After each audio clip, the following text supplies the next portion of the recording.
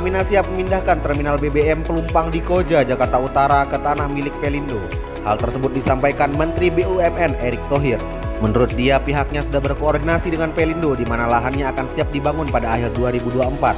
Pembangunannya membutuhkan waktu 2-2,5 tahun yang artinya masih ada waktu sekitar 3,5 tahun lagi. Komisi Yudisial menegaskan akan memeriksa dugaan pelanggaran kode etik dan pedoman perilaku hakim Majelis Hakim Pengadilan Negeri Jakarta Pusat terkait putusan pemilu 2024. Ketua Bidang Pengawasan Hakim dan Investasi Komisi Yudisial Joko Sasmito menyebutkan ada dua upaya yang dilakukan, yaitu upaya hukum dan pelaporan ke lembaga tersebut. Apabila nanti sampai pada tahap banding dan kasasi, maka Komisi Yudisial mempunyai kewenangan untuk melakukan pemantauan. Terkait masalah teknis, ada aturannya di mana pemeriksaan dilakukan secara bersama. Selama ini, pemeriksaan yang dilakukan secara bersama kemudian melahirkan rekomendasi dan disampaikan ke Mahkamah Agung. Biasanya kerap kali ditolak karena dianggap mempunyai masalah teknis. Kejaksaan Agung menyerahkan aset hasil sitaan terkait kasus korupsi PT Asuransi Jiwasraya senilai 3,1 triliun ke Kementerian BUMN.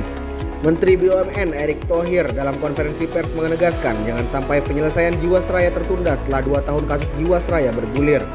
Supaya jangan sampai penyelesaian dari Jiwasraya tertunda karena penyelesaian aset secara administrasi saja, ujar Erick Thohir. Di sisi lain, Kepala Pusat Penerangan Hukum Kejaksaan Agung Ketut Sumedana mengatakan bahwa hingga saat ini pihak Kejaksaan Agung masih melakukan penyitaan tanah terkait kasus Jiwasraya.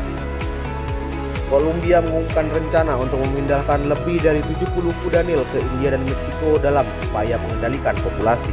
Hewan-hewan itu adalah keturunan dari 4 kuda Nil Afrika yang diimpor secara ilegal oleh gembong narkoba terkenal Pablo Escobar pada 1980-an. Kokain kuda Nil telah menjadi spesies invasif di negara Amerika Selatan di mana lebih dari 130 sekarang menetap di habitat yang menguntungkan yang membentang di luar Hacienda Napoles, bekas perkebunan Pablo Escobar di sepanjang Sungai Magdalena. Sebuah penerbangan Southwest Airlines menuju Fort Lauderdale, Florida terpaksa berputar kembali ke Kuba ketika serangan burung menyebabkan kabin dipenuhi asap. Penyebabnya setelah kebakaran mesin yang disebabkan oleh serangan burung terjadi tak lama setelah lepas landas. Video penumpang yang terekam di telepon seluler beredar di media sosial dan memperlihatkan asap tebal dalam pesawat.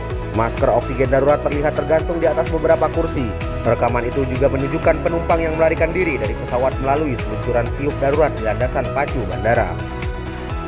Tersangka kasus penganiayaan anak petinggi GP Ansor Mario Dandi kembali diperiksa hari ini. Bedanya, anak Ditjen Pajak nonaktif Kementerian Keuangan itu diperiksa bukan lagi di Polres Jakarta Selatan, melainkan di Polda Metro Jaya. Dolfi Rompas selaku kuasa hukum Mario mengatakan tetap menghormati proses hukum yang saat ini dijalani dan menyerahkan semua urusan ke tim penyidik Polda Metro. Menurutnya, segala bentuk isu terkait kasus penganiayaan yang menyebabkan David Ozora koma sepenuhnya kuasa tim penyidik. Dolfi menyampaikan bahwa kondisi kliennya saat ini baik-baik saja dan masih dalam penahanan Polres Jakarta Selatan.